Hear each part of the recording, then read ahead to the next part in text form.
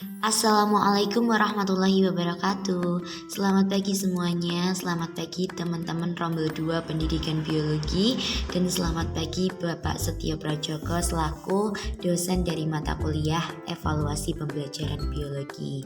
Jadi pada pertemuan kali ini kami dari kelompok 6 akan menjelaskan tentang pengukuran ranah kognitif, afektif, dan psikomotorik. Sebelumnya, kelompok kami terdiri dari 1. Danik Indah Sukmawati dengan NPM 017, Dela Safitri dengan NPM 041, dan Tri Wahyuningsih dengan NPM 061. Bahasan pertama yang dibahas adalah tentang ranah kognitif. Taksonomi Bloom revisi.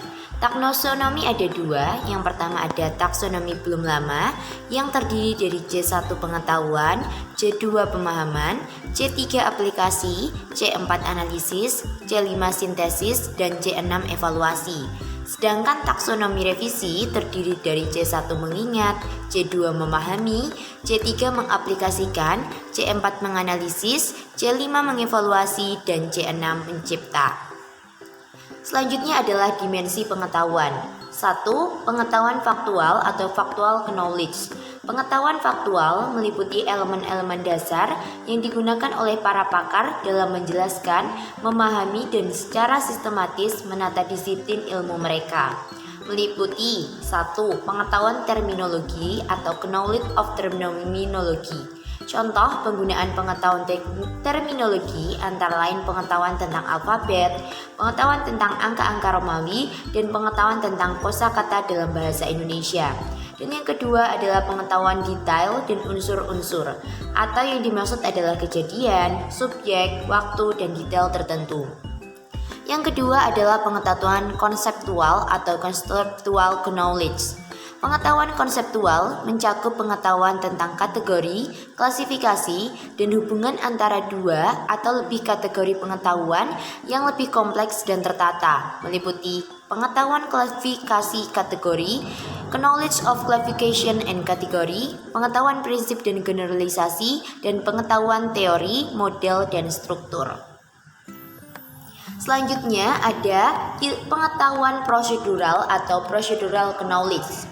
Pengetahuan prosedural adalah pengetahuan tentang cara melakukan sesuatu, meliputi pengetahuan tentang keterampilan bidang tertentu dan algoritma, pengetahuan tentang teknik dan metode pada bidang tertentu, pengetahuan kriteria penggunaan prosedur secara tepat. Dan yang keempat ada pengetahuan metakognitif atau metacognitive knowledge. Pencantuman pengetahuan metakognitif dalam kategori dimensi pengetahuan dilandasi oleh hasil penelitian-penelitian terbaru tentang peran penting pengetahuan siswa mengenai kognisi mereka sendiri dan kontrol mereka atas kognisi itu dalam aktivitas belajar, meliputi banyak hal seperti pengetahuan strategi, pengetahuan tentang tugas kognitif termasuk pengetahuan konteks dan kondisi, dan yang terakhir ada pengetahuan tentang diri sendiri. Di bawah ini ada matriks tujuan pembelajaran di mana dijelaskan dimensi proses kognitif, dimensi pengetahuan. Dapat dijelaskan dalam PPT yang telah kami sajikan. Teman-teman dapat mempelajari dengan cara memperhatikan seksama PPT ini. Daftar contoh kata kerja operasional yang dapat dipakai untuk ranah kognitif. Mengetahui, misalnya mengutip, memahami, misalnya memperkirakan, dan lain sebagainya. Mengaplikasikan, misalnya menugaskan, menganalisis, misalnya menganalisis, mengevaluasi, contohnya membandingkan, membuat atau create, contohnya mengabstraksi. Ini dapat dijelaskan dalam tabel yang telah disusun dan dapat dipahami oleh teman-teman secara seksama. Pengukuran ranah kognitif.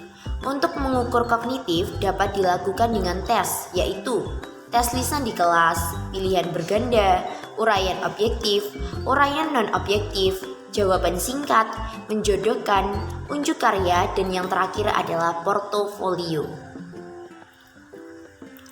Ranah afektif. Ranah afektif adalah ranah yang berkaitan dengan sikap dan nilai. Sikap adalah salah satu istilah bidang psikologi yang berhubungan dengan persepsi dan tingkah laku. Dapat dijabarkan dalam sebuah tabel berikut. misalnya menerima, menunjukkan, misalnya kesadaran, kemauan, perhatian, mengakui, misalnya perbedaan kepentingan. Dapat digolongkan dalam A1 seperti menanyakan, memilih, mengikuti, menjawab, melanjutkan, memberi, menyatakan, menempatkan, dan lain-lain. Selanjutnya sudah terpaparkan dalam tabel ini, teman-teman dapat membaca secara seksama dan mempelajarinya. Pengukuran ranah afektif. 1. Skala Likert. Skala Likert digunakan untuk mengukur sikap seseorang terhadap sesuatu. Skala Likert terdiri dari dua unsur, yaitu pernyataan dan alternatif jawaban. Pernyataan ada dua bentuk, yaitu pernyataan positif dan negatif. Sedangkan alternatif jawaban terdiri dari setuju, netral, kurang setuju, dan tidak setuju. Langkah-langkah membuat skala Likert untuk menilai afektif antara lain: 1. Pilih variabel afektif yang akan diukur. 2. Buat pernyataan positif terhadap variabel yang diukur. 3. Minta pertimbangan kepada beberapa orang tentang pernyataan positif dan negatif yang dirumuskan. 4. Tentukan alternatif jawaban yang digunakan. 5. Tentukan penskorannya. 6. Tentukan dan hilangkan pernyataan yang tidak berfungsi dengan pernyataan lainnya. Contoh dari skala Likert ini adalah: saya membaca Al-Quran setiap selesai sholat maghrib. Pilihan gandanya ada A. Sangat setuju, B. Setuju, C. Netral, D. Kurang setuju, dan E. Tidak setuju. Pengukuran ranah afektif yang kedua adalah skala pilihan ganda. Skala ini bentuknya seperti soal pilihan ganda, yaitu suatu pernyataan yang diikuti oleh sejumlah alternatif pendapat. Contohnya, dalam melaksanakan sholat fardu, saya merasa A. Senang karena berdialog dengan Allah, B. Mudah untuk melakukan konsentrasi, C. Tidak begitu sulit untuk berkonsentrasi, D. Dapat berkonsentrasi tetapi mudah terganggu, E. Sulit untuk berkonsentrasi. Yang ketiga adalah skala Thurston. Skala ini mirip dengan skala Likert karena merupakan instrumen yang jawabannya menunjukkan adanya tingkat Thurston atau menyarankan kurang lebih 10 item. Contohnya dapat dilihat dalam PPT yang sudah kami berikan. Pengukuran ranah afektif yang keempat adalah skala Goodman. Skala ini sama dengan skala yang disusun Bogardus, yaitu pernyataan yang dirumuskan 4 atau 3 pernyataan. Pernyataan tersebut menunjukkan tingkatan yang berurutan. Apabila responden setuju persyaratan 2, diduga setuju pernyataan 1. Selanjutnya setuju pernyataan 3, diduga setuju pernyataan 1 dan 2. Dan apabila setuju pernyataan 4, diduga setuju pernyataan 1, 2, dan 3. Contoh afektif yang indikatornya hormat pada orang tua. 1. Saya permisi kepada orang tua bila bermain ke tetangga. 2. Saya permisi kepada orang tua bila pergi kemana saja. 3. Saya permisi kepada orang tua bila pergi kapan saja dan kemana saja. 4. Saya tidak pergi kemana saja tanpa permisi kepada orang tua. Itu adalah beberapa contohnya. Yang kelima adalah skala diferensial.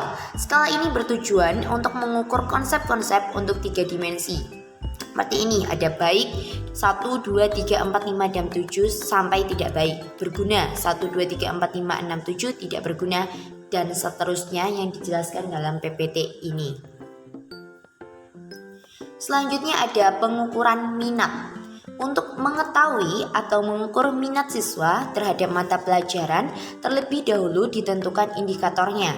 Misalnya, kehadiran di kelas, keaktifan bertanya, tepat waktu mengumpulkan tugas, kerapian. Catatan mengerjakan latihan, mengulang pelajaran dan mengunjungi perpustakaan, dan lain sebagainya. Untuk mengukur minat ini, lebih tepat digunakan kuesioner skala Likert dengan skala 5, yaitu sangat sering, sering, netral, jarang, dan tidak pernah.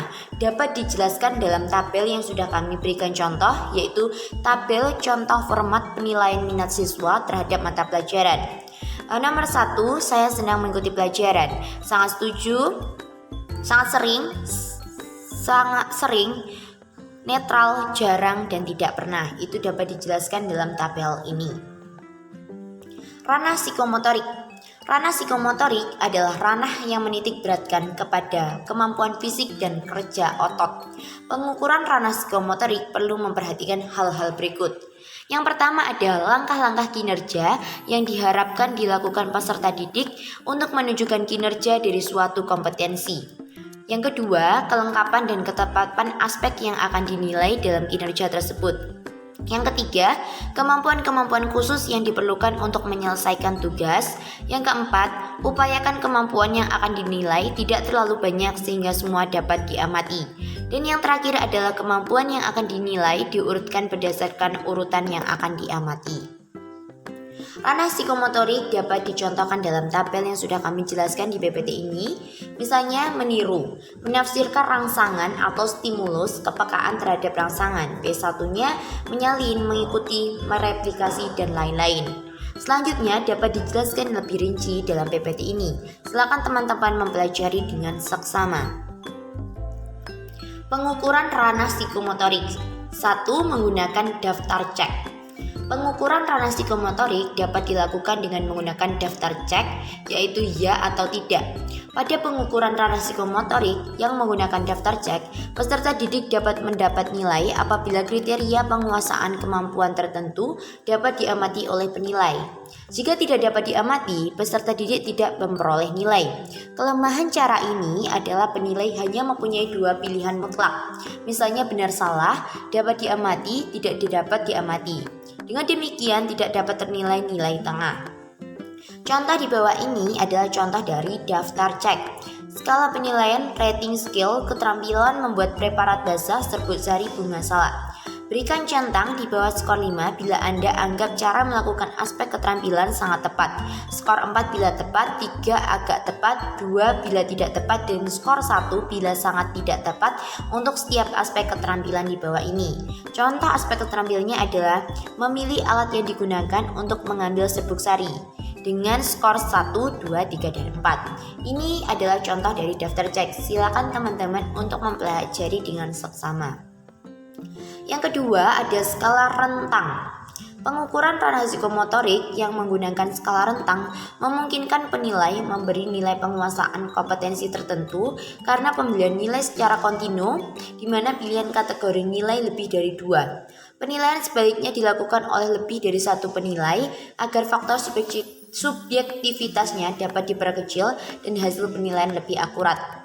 Misalnya adalah contoh dari skala rentang dalam mata pelajaran IPA di kelas 11. Petunjuk, berilah tanda checklist pada kolom yang paling sesuai dengan diri Anda. Pada teman-teman yang telah mendengarkan dan memperhatikan penjelasan dari kelompok 6, sekian dari kami. Wassalamualaikum warahmatullahi wabarakatuh. See you on the next video.